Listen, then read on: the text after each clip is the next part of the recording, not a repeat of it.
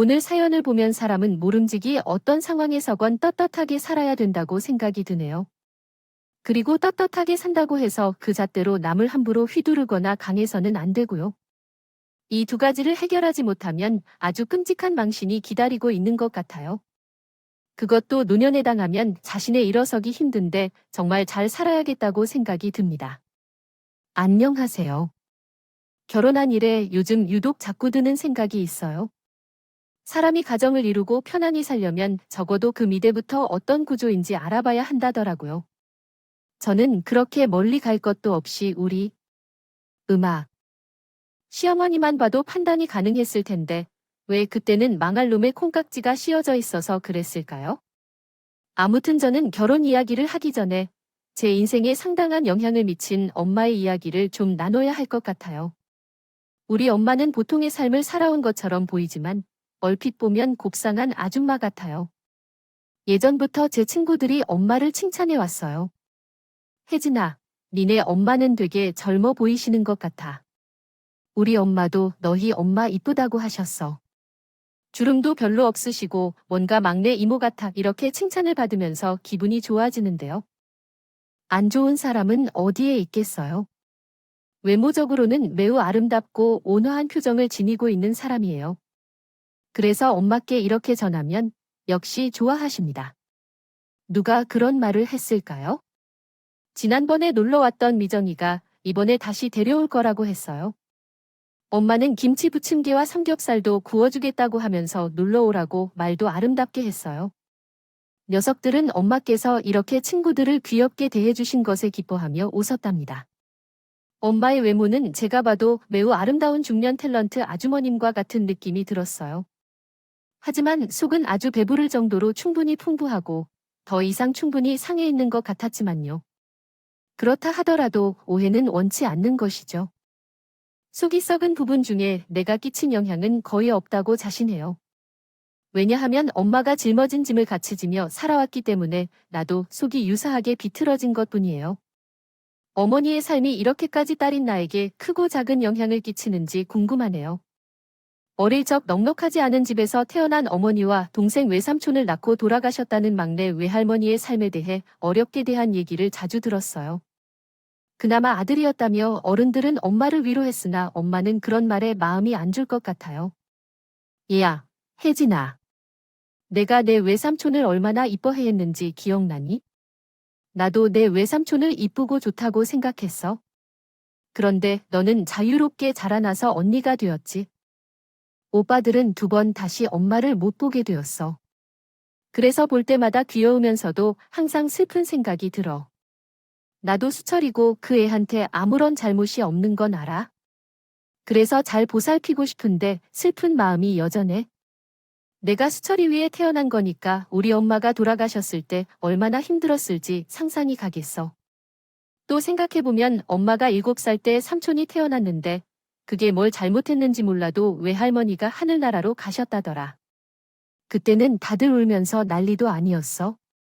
중학생이던 오빠들과 언니들은 며칠 동안 울었다니까. 그런데 고모들은 아들을 낳고 죽었다. 호상이라나 뭐를 해야 하는 것이야? 자신들도 여사인데 왜 그렇게 말을 하는지 몰라. 나도 얘기에는 좀 커 보이는 거야?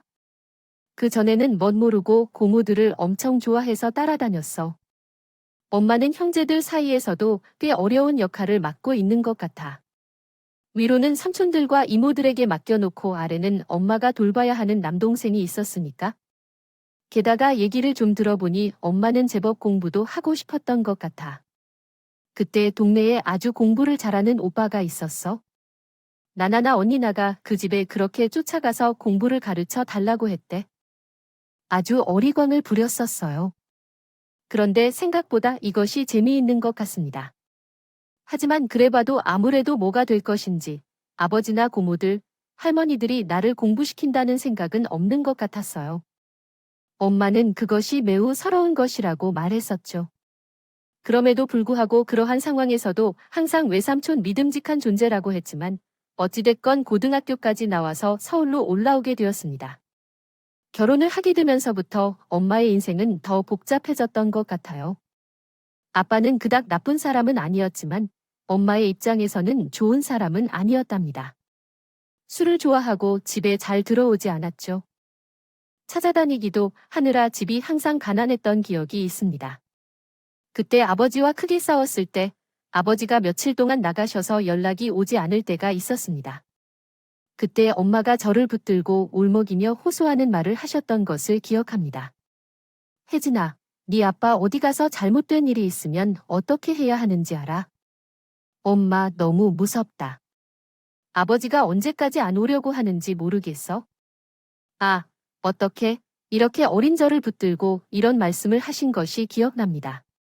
그 당시에도 저는 어렸지만 큰 눈에서 눈물이 흐르고 목소리가 떨리는 엄마를 보며 우리도 울음이 터지는 듯했던 것 같습니다. 이때의 기억은 잘 나지 않지만요. 어쨌든 그 이후에 아버지는 여전히 집에 계셨거든요. 그 시기에는 해프닝 없이 그저 아버지가 반항하는 듯 밖으로 나가셨던 것 같아요. 어머니는 그 이후로 아버지에 대한 많은 기대를 꺾게 되었다고 하더군요.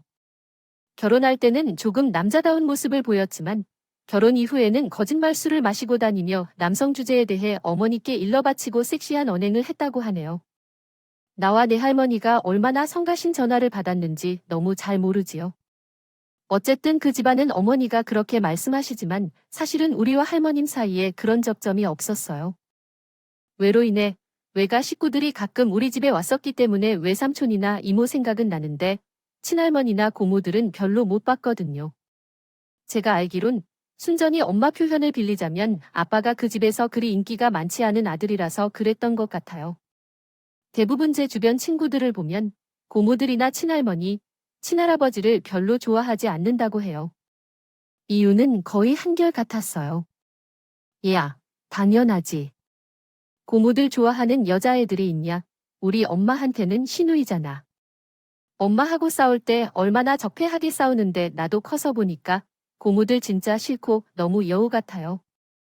너희 어머니는 그래도 매 현관 부모님 집 자주 방문하지 않아? 그러면 그렇게 어렵지 않을 것 같은데? 이대로 진행된다면 정말 순탄할 텐데 불행히도 우리 가족의 원수라고 우리 어머니는 시모 쪽 가족들한테 큰 스트레스를 받으셨어. 특히 막내 외삼촌은 일상적으로 사고를 치고 다니지 않으셨거든. 저가 어렸을 때 저를 업고 다니기도 하고 용돈도 주셔서 좋은 기억들이 있긴 했지만 어딘가 부족하다는 느낌이 항상 들었던 삼촌이었어.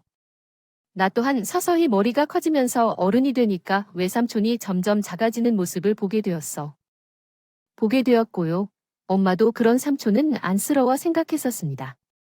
근데 삼촌만 그런 게 아니라 바로 엄마 위에 있는 작은 이모는 제가 봐도 너무 화나실 정도로 엄마한테 의지하시더라고요. 엄마, 이모는 대체 왜 그러는 거죠? 이혼 후 혼자 잘 살 생각을 하셔야 하는데 왜 자꾸 우리 집에 오시고 쌀이나 반찬을 가져가시는 거죠? 우리도 돈 별로 없는데 엄마랑 아빠 사이도 안 좋은 편인데 왜 맨날 그렇게 오시는 거죠? 난 너무 불편해요. 엄마는 이런 반응을 보고 처음에 좀 서운해하셨던 것 같았고 야단을 치시더라고요. 예진아, 형제가 없어서 잘 몰라서 그런 거겠지만 엄마에게는 피부가 똑같은 소중한 사람들이야 내가 좀 불편한 건 알겠는데 그렇게 공개적으로 싸우면 어쩌겠어 아까? 이모가 왔을 때도 문을 닫고 엉거주엉거주 쾌활하게 화를 내며 하지 마라. 이모가 너를 불편해해서 마침내 올 것이 없다고 엄마가 말했어요. 진짜 너무 속상하다. 이것을 말하니까 저도 조금 기분이 상했지만 몇 일 후에 이모와 크게 싸운 내용을 전화로 듣고 고개를 숙이며 깊은 한숨을 쉬게 되었어요. 언니, 너 진짜 어떤 사람이야? 내가 무슨 의뢰가 풍부한 줄 알고 혜진 아빠랑 혜진이랑 함께 살고 있는데 그렇게 돈을 달라고 해 이혼하자고 굶어 죽을 거야?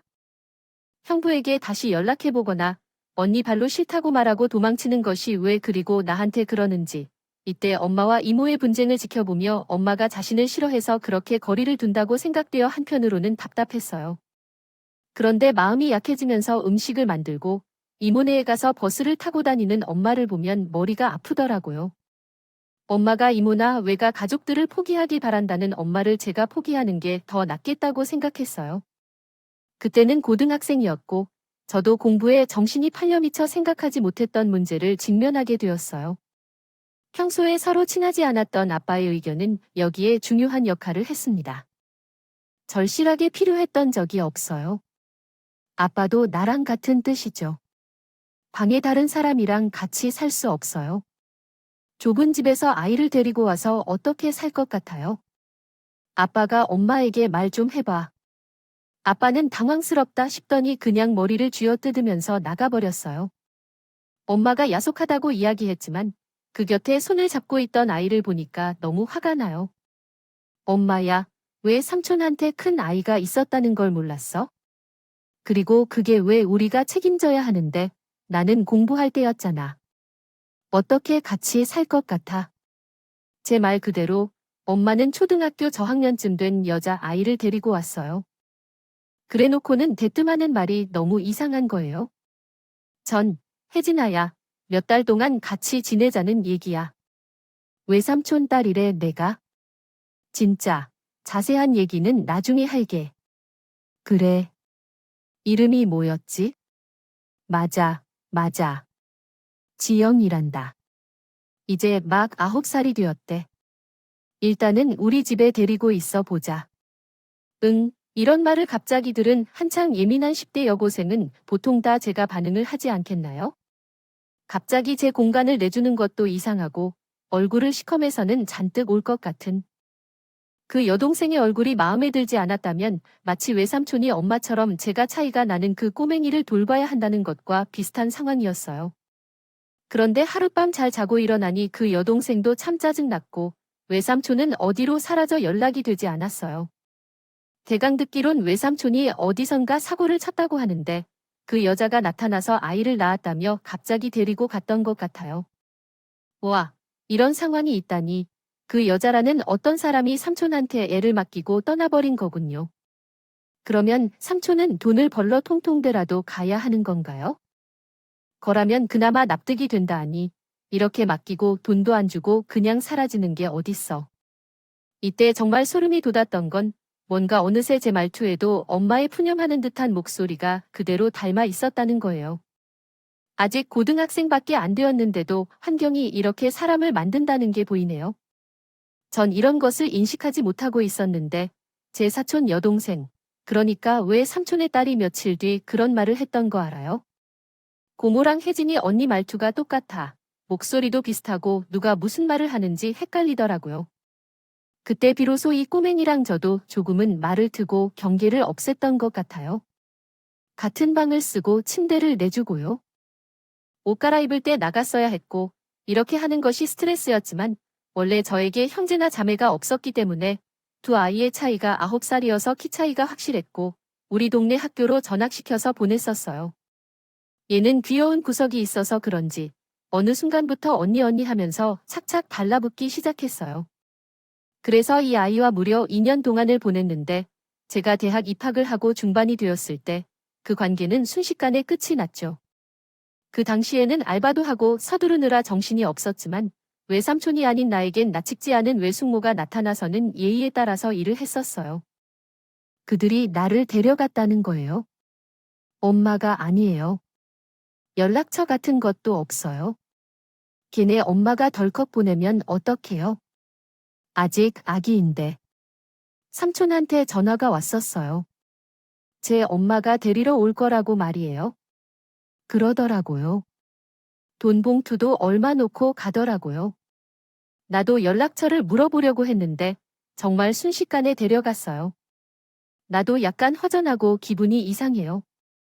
지영이는 진짜 수철이 어릴 때랑 똑 닮았는데 말이에요. 이때의 이야기가 생각나는 이후에는 이후로 지금 30대로 훌쩍 넘긴 나이가 되었는데도 그를 만나지 못하고 있어서 그런 것일 거예요. 어쨌든 우리 엄마의 이런저런 면을 설명하다 보니 우여곡절이 많았던 사정들까지 다 말하게 되었어요. 엄마는 이만큼 잔정이 많은 사람이고 저도 그에 못지않게 정에 이끌리는 부분을 좀 닮은 것 같아요. 나중에 결혼을 하겠다고 남자를 고를 때도 그런 부분이 섞여 들어가는 것 같더라고요. 아무래도 전 좀 우유부단한 편이었으니까 칼같이 딱 떨어지는 타입의 남편 성격을 좋아했던 것 같아요. 그리고 우리 남편도 어릴 때 꽤 눈칫밥을 많이 먹고 자는 것 같더라고요. 누나들 틈에서 말해요. 그걸 보니 또 이놈의 평강공주 심보인지 뭔지 괜히 인간한테 끌리는 게 있죠. 주변에서 누군가가 평강공주 증후군과 같은 증상을 가지고 있다면 저는 도시락을 들고 다니면서 말릴 겁니다. 그 사람이 너나 나처럼 되지 않도록 말이에요. 어쨌든 그 당시에는 남편의 말에 크게 매료되었어요. 우리 누나들은 대체로 성격이 강한 편이고 아들은 나 혼자인데 이상하게도 참 지내기가 어려워요. 아, 맞다. 그렇다고 누나들이나 우리 엄마가 시집살이하고 그러는 타입들은 아니에요. 이건 제가 그냥 편향된 생각이 아니라 진실이에요. 엄마는 정말로 자녀에게 아무런 관심이 없어요. 나만이 아니라 누나들에게도 마찬가지예요. 이 말을 듣고 있으니 조금 이상하게 느껴지네요. 제 세대에서 자식을 낳은 분들이 자식들에 대한 큰 관심이 부족한 게 좀 서로 어울리지 않는 것 같았거든요. 그렇지만 마음고생도 하고 좀 억압당한 느낌으로 지냈단 남편을 보며 나는 시부모가 멀리 살면 큰 문제가 없을 것이라고 생각했어요. 그런데 바로 우리 신혼집 근처에 어머니가 운영하는 옷가게가 있었거든요. 그래서 어떻게든 계속 만나야만 했던 운명이었던 것을 예상하지 못했어요. 당시에 나는 남편이 너무 좋았고 맨날 조용하고 평화롭게 살고 싶었으나 엄마 아빠 사이에 있기 싫었거든요. 빨리 결혼하여 이 집안을 떠나고 싶은 마음이 컸는데 그러한 나에게 남편이 갑자기 나타났던 거예요. 사실상 남편의 말대로 시누이가 셋이나 있음에도 불구하고 그들이 나에게 시비를 걸고 괴롭히는 일은 없었어요. 동생이 어떻게든 살던 한에 대한 관심은 없었어요. 없었어요. 명절 때나 때때로 마주칠 정도였고요. 하지만 정말 잘 맞지 않았고 저를 힘들게 했던 건 우리 어머니였어요. 그런 어머니를 보고 엄마는 한눈에 싫어하는 듯한 눈치였고요. 엄마는 그렇게 누군가를 싫어하는 기색을 드러내는 법이 없었지만 아무래도 저보다는 오래 살아온 사람으로서 감이 있었던 것 같아요. 혜진아, 다른 남자들도 좀 만나보고 그래. 너네 시어머니가 마음에 안 들어.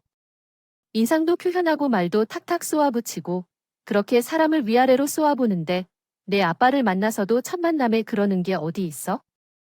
나도 너의 아버지를 싫어하지만 남의 남편을 욕하는 건 마음이 상해. 사실 저도 조금은 욕하는 것 같은 느낌이었어. 어머니의 말이 거슬렸지만 그때 아버지와 제 남편이 어머니를 제지했긴 했지만 우리 아버지를 무안하게 한 것은 사실이었어. 그런데 혜진이의 아버지는 얼굴색이 너무 빨갛게 변하셨네요. 여기 술이나 뭐 하나 나오는 게 없는데 창문 밖에 단풍잎처럼 얼굴색이 안 좋으세요. 건강 좀 챙기셔야 해요. 아직 딸이 20대인데 본인도 한창 나이시잖아요.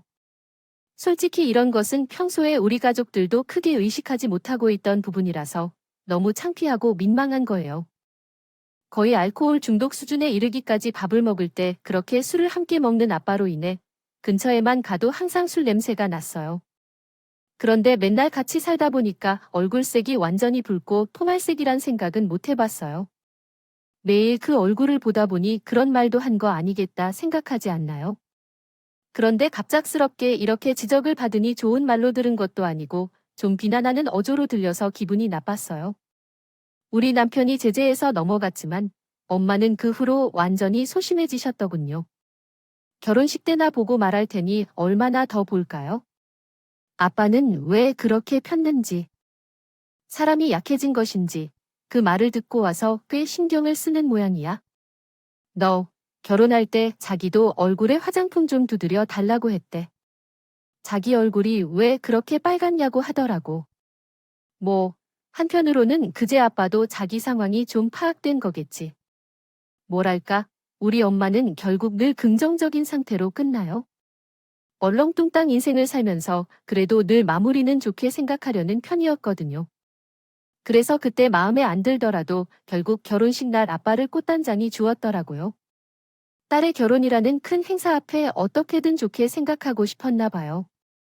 이렇게 저렇게 해도 그냥 다 좋아. 오늘은 좋은 날이야. 혜진아네 아빠도 평생 동안 엄마가 말할 때마다 귓등으로 안 들렸다가 딸내미가 결혼하면서 사돈한테 그런 말도 들었고 말이야. 술을 줄인다고 하더라도 좋게 들어야지 뭐 어찌 보면 덕분이라 해야 할까? 우리 아빠는 이날에 아주 명백하게 얼굴색과 목이 색이 다른 상태로 떠다니며 벌건 본래의 피부색이 티 안 나게 해달라고 매우 열을 내셨어요. 나중에 제 남편과 함께 엄마 아빠께 인사할 때 우시느라 눈물 자국이 매우 뚜렷하게 나타났지만 말야 뭐 말이에요.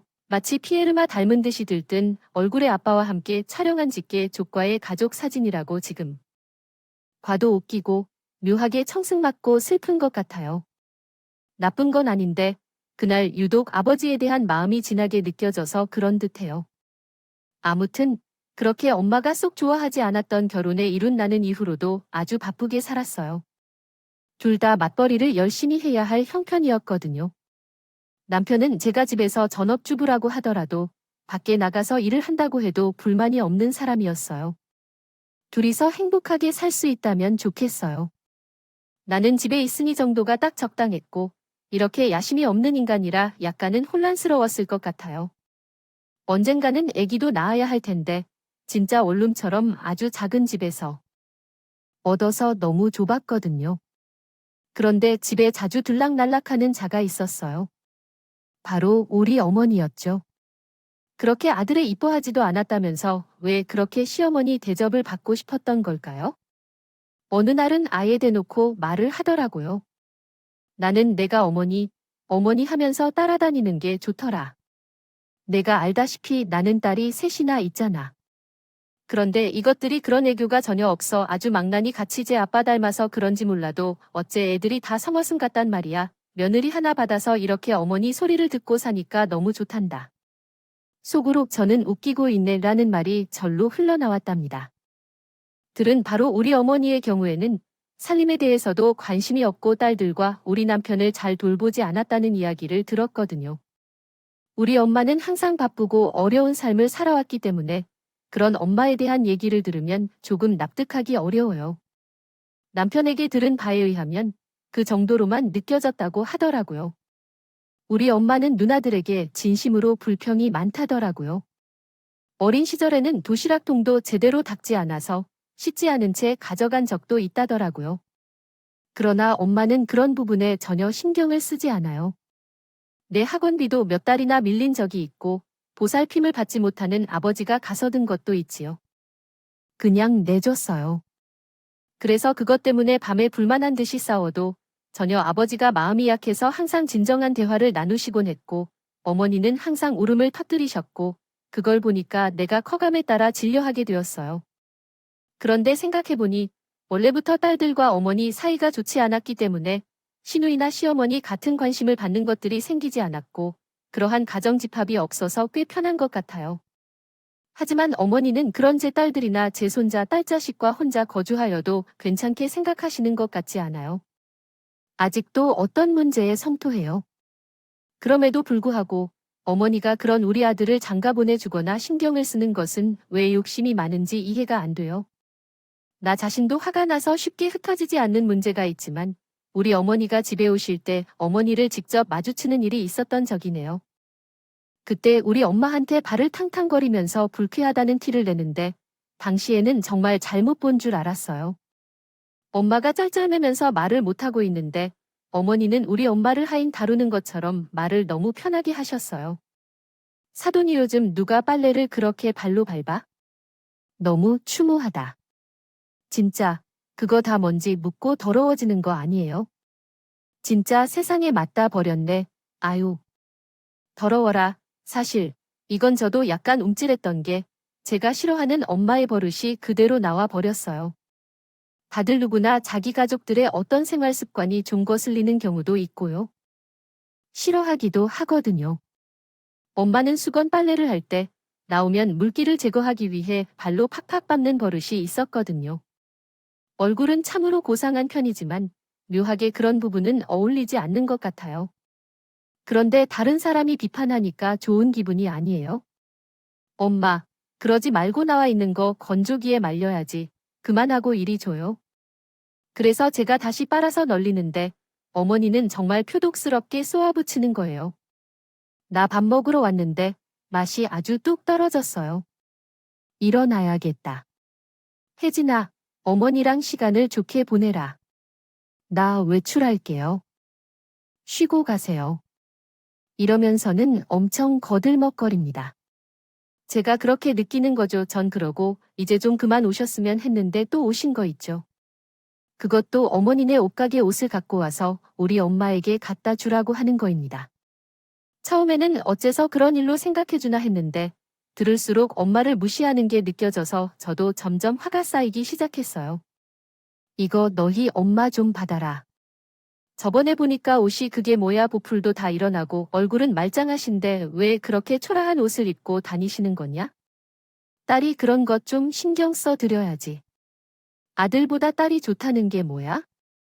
내가 좀 챙겨드렸어 그러면서 뭐 대단한 것도 아니고 어디 가판대에 그냥 대충 좋은 느낌이 나는 니트 2장을 주셨어요. 그날 저녁에 저는 얼마 대꾸도 안 하고 어머니를 집에 보내드렸고 옷은 그냥 바로 정리했어요. 다음날 엄마를 모시고 가서 옷을 사러 다녀오면서 나름의 즐거움을 느끼기도 했답니다. 아무리 생각해도 엄마에게는 그런 일을 제대로 말하고 싶진 않았고요. 하지만 본격적으로 엄마에 대한 생각을 더 애틋하게 만든 의외의 부분에서 우리의 결속력을 더 굳건히 만든 사건이 있었어요. 엄마 옷을 사러 갔을 때 아빠 옷을 하나 같이 살까 고민하다가 엄마를 모시고 백화점에 갔었어요. 솔직히 몇십만 원짜리 옷을 살 생각은 안 했지요. 할인을 많이 하는 곳에서 약 10만 원 정도의 품질이 괜찮을 것 같은 제품을 한번 구매하고 싶었어요. 그래서 엄마와 함께 돌아다니고 있었는데 그때 지하 1층 홀에서 어머니를 딱 마주쳤어요. 어머, 여기서 다 만나네. 너는 무슨 일로 온 거니? 라고 말했어요. 안녕하세요. 또 뵙네요. 그러더니 그렇게 말하는 어머니는 머리를 어디서 한껏 힘주고 오신 건지 브로콜리처럼 뚱하게 말린 커리에 하늘을 찌르기 세웠어요. 어쨌든 그건 그렇다 치고 우리는 그대로 가려고 했는데 난데없이 어머니가 식사를 하나 하시는 거였어요. 본인은 밥 안 먹었다고 했는데요. 여기 전복 비빔밥이 아주 맛있는 데 있어요. 거기 가서 같이 밥 먹자. 사돈도 아직 식사 전이니까 가서 같이 식사해요. 제가 살게요. 이날 저와 엄마는 다 별개로 계획이 있었는데 어머니가 너무 강요해서 당장 거절할 수 없었어요. 난감한 얼굴로 저를 보는 엄마를 보며 결정을 내리지 못하고 그냥 끌려갔어요. 그런데 여기서 있을 수 없는 일이 발생했어요. 평소에도 우리 엄마는 어머니와 마주치는 걸 별로 좋아하지 않았고 어머니는 일방적으로 무시하는 것처럼 보여서 서로 조금 그랬거든요. 그런데 왜 굳이 여기서 마주해야 하는지 알려줄래요? 이것만이 아니라 그냥 여러 면에서 그날 식사를 거르기로 했어야 했다는 후회가 들었죠. 우리 엄마에게 당면한 상황에서 어머니는 자신의 생각을 솔직히 털어놓으셨는데 그건 평소처럼 너무 무신경한 발언이어서 엄마를 몇백 배는 상처 주게 된 거예요. 하지만 본인에게는 그냥 엄마를 위해서 하는 말로 생각하고 한편으로는 약간은 신경 쓰이는 부분이었기에 크게 따질 수가 없었어요. 어떻게 이야기가 나왔냐면 우리 둘 다 뜨거운 솥밥을 마주하고 앉아 있었기 때문에 우리 둘 중 누가 이거 시키겠다는 게 더 뜨겁게 갑자기 말을 막아야 했거든요. 그 순간에 어머니가 갑자기 얼굴에 찡그리는 표정을 지으시고 짜증을 터뜨려서 엄마를 향해 직격탄을 맞는 거예요. 옆 테이블에 앉은 아줌마들은 고개를 돌려 쳐다볼 정도까지 했어요. 아이고, 사돈 입냄새예요. 뭐예요? 이거 아주 썩은 내가 나네 진짜. 밥맛 다 떨어지게 이게 뭐예요? 골이 아파 죽겠어요. 이때 추가 반찬을 서빙하려던 직원도 움찔하며 본능적으로 우리 엄마의 입쪽을 쳐다보았어요. 엄마는 정말 어디 길에서 얻어맞은 어린아이처럼 너무너무 민망해하며 도망가고 싶은 표정으로 주변을 두리번거렸어요. 그냥 뜨거운 열기 좀 식히려고 살을 불었더니 그때 속에서부터 나는 냄새가 너무 불쾌했을 거예요. 저도요. 어느 순간부터 엄마께 말하기는 좀 어려웠지만요. 내가 심하게 나는 입안의 냄새로 인해 많이 걱정했거든요. 외모는 여전히 곱고 예쁘지만 입안에서 나는 좋지 않은 냄새 때문에 신경이 쓰이더라고요. 치과와 내과를 비롯한 다른 병원도 다녀봤지만 원인을 명확히 찾지 못했어요. 엄마를 자주 만나지 않았고 가끔 마주치긴 하지만 초반에는 잠깐 신경 썼지만 이후에는 그냥 까먹고 살아왔어요. 어머니는 직면하고는 죽겠다면 막 인상이 찌푸려지고 짜증을 내면서 다가오시는데 진짜 어떻게 해야 할지 모르겠더라고요. 그렇지만 그 말을 듣고 나서도 그 자리에서 일어나서 계산하고 나와 버리는 게 어디 쉽겠어요. 저랑 엄마 둘이 거기 멀리에 앉아 있다가 식사할 때 어떻게 해야 하는지 궁금해요. 예를 들어, 혜진아, 나 밥맛이 완전히 망가졌어. 아우, 무슨 일이야? 혹시 뭐 걸레라도 잘못 삼킨 거야? 아니야, 그런 게 아니에요. 병원에 가보는 게 좋을 것 같아. 아무튼 나는 간다고 해. 이건 내가 먹었다고 치고 계산할게. 아우, 짜증나. 그렇게 그저 사라져버리면 본인이 주문한 목숨 계산을 했으니. 아이고, 그만큼의 개념인데 해줄 줄 알았을까? 어째서 그렇게 면전에서 사람의 무한을 주고 제멋대로 사라져버리는 건지 오죽하면? 식당 아주머니께서 어색한 얼굴로 오셔서 위로를 조금 해주셨어. 아이고, 참. 그러게요. 맞아요. 제가 여기 있는 걸 아직 드시지 않으셔서 포장해 드릴까요? 이런 말씀을 하실 때 솔직히 저도 대상이 뭘 원하는지 몰라서 당황스러웠어요. 잠시 멍하니 앉아있는 엄마의 완전히 당황한 모습을 보면서 어떻게 이 분위기를 다루어야 할지 생각도 안 났어요. 결국 식당 직원분께 부탁하여 포장해왔지만 정말 무슨 일인가 싶었어요. 쇼핑백을 들고 나온 채로 엄마는 말을 안 하시고 계셨고 마스크를 쓰고 있었지만 찌푸린 표정이 너무 안타까웠어요. 결국 그날 아빠가 옷을 사려고 했던 일도요. 그만두고 집으로 돌아갔습니다. 한동안은 엄마께서 연락도 하지 않으셨습니다. 저가 연락해도 바쁘다고 하셨고 엄마께서 속이 많이 상하신 것 같았어요. 참다 못해 어머니께 전화를 걸어서 따졌는데 어머니의 반응은 정말 걸작 중의 걸작이었습니다. 어머나, 얘 생사람 잡는 것 봐. 아니 어딘가 아프신 것 같으니까 말씀드린 거 아니겠어요? 제 잘못이니 그걸 알려주면 그런가 싶어서 고치면 되는 거겠지요. 그렇게 발끈하게 뭐가 있는지. 아, 그러니 딸이 있는데도 엄마의 입내가 그렇게 심한 것도 고쳐주지 않고 그냥 냅뒀잖아요. 이걸 뭘 말씀하고 싶으신 건진 전 넘어가지 않고 계속해서 따졌어요. 어머니, 그럼 최소한의 배려로 말이에요. 하다 못해. 그런 식으로 행동하실 거라면 적어도 조금 작게라도 말씀해 주시면 안 되셨나요? 동네 전체가 다 듣게 크게 소리 지르고 나가버리면 우리 엄마랑 전화 어떻게 하라고요? 솔직히 말씀드리면 그렇게 행동하는 게 적절하지 않았던데 어머님은 무슨 바람이 있어서 그렇게 대응하는 건가요? 엄마는 대인기피증인 듯 일도 잠시 그만두고 싶다고 하시는데 정말 여러 면에서 어려워하고 계시다고요. 생각해보니 직장 동료들도 조금씩 시무룩한 표정을 보이기도 했던 것 같아요. 이걸 어떻게 해결해야 하는지 나도 잘 모르겠지만요. 혜진아, 어떻게 해야 할지 모르겠어. 요즘 직장에 가기가 부끄러워서 나가고 싶지 않아. 마스크를 써도 마음이 편치 않아. 어떻게 해야 할까? 엄마는 기가 죽어서 어떻게 해야 할지 몰라서 괴로워하는데 그럴 때마다 전화가 와서 마음을 더 상하게 해. 외모도 우리 엄마보다 못한 주제에 무슨 이유로 그렇게 당장 보이고 싶어 하는 건지 모르겠어. 말을 걸었으니 한마디 더 하자면 어머니, 입이 너무 많이 나와서 처음 봤을 때 오린 줄 알았다고 생각했어. 그리고 입내까지 그렇게 죽기만 하다니까. 맛으로 나니 사람들이 좋아할 거야? 너도 말이야.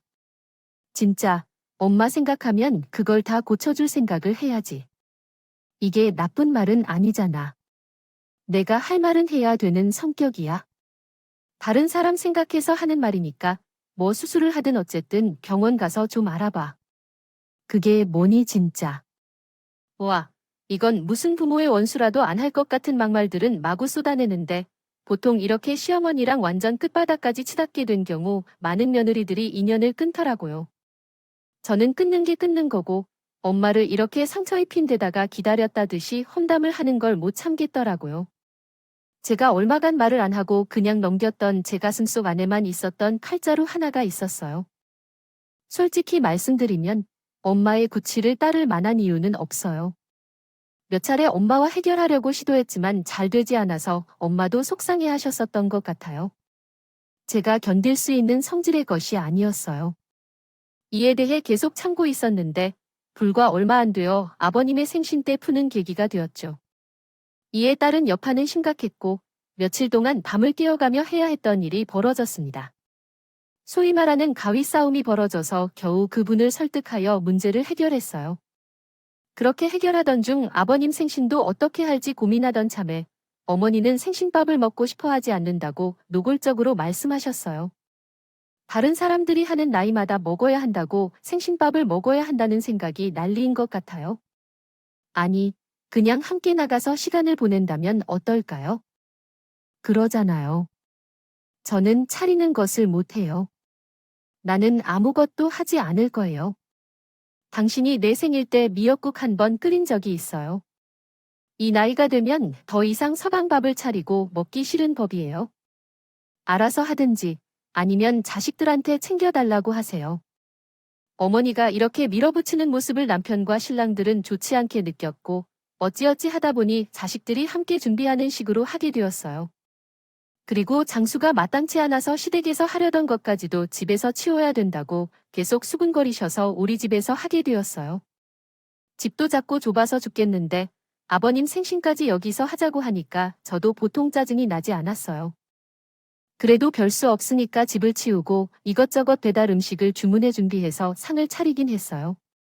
남편은 저에게 고마워했고 신우들도 고생했다며 몇 마디를 하더라고요.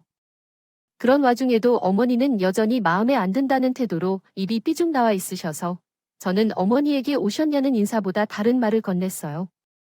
이 말에 현관에서 들어오시던 어머니를 포함하여 주방에 있던 신우들과 소파에 앉으신 아버님까지 황당한 표정으로 저를 봤어요. 저기, 어머니한테 냄새가 나는 것 같은데요. 알고 계세요? 제 말을 듣자마자 언제나 찡그리시느라 익숙한 그 이마를 확 찌푸리며 어머니는 반격하셨어요. 얘 좀 봐. 냄새는 뭔 냄새가 나는 거라고 그러니? 미쳤나 봐 얘가. 어머니는 무한했던 집을 킁킁거리면서 저에게 엄청 짜증스럽게 말씀하시는 거예요. 전 아랑곳 않고 며칠 전부터 쭉 생각해왔던 그 말, 벼르고 별렀던 그 말을 꺼냈어요. 냄새 나는데요. 어머니는 모르시나 봐요. 썩은 내가 진동하는데 좀 관리 좀 하시지 그러셨어요. 이 말에 신우이랑 남편도 좀 어이가 없었는지 엄마한테 무슨 냄새가 나는 거냐며 킁킁대면서 곁쪽으로 오더라고요. 어머니는 째지는 소리를 뱉어냈고 야, 내가 내 엄마인 줄 알아? 어디서 생트집이야. 희극적인 상황이네요. 지난번에 전혀 그런 말을 하지 않았는데 갑자기 잭과 어머니의 입을 막아버렸어요. 굳이 막을 필요 없었는데 소리 없이 그냥 건넸죠. 사실 그때 저도 정말 떨리면서 이게 옳은 일인지 생각했어요. 한 집안을 모두 태우는 일이 아닌가 생각했죠. 하지만 몇 번을 생각해봐도 어머니의 표정을 보면서 집안을 진지하게 생각한다면 말해야겠다고 생각했어요.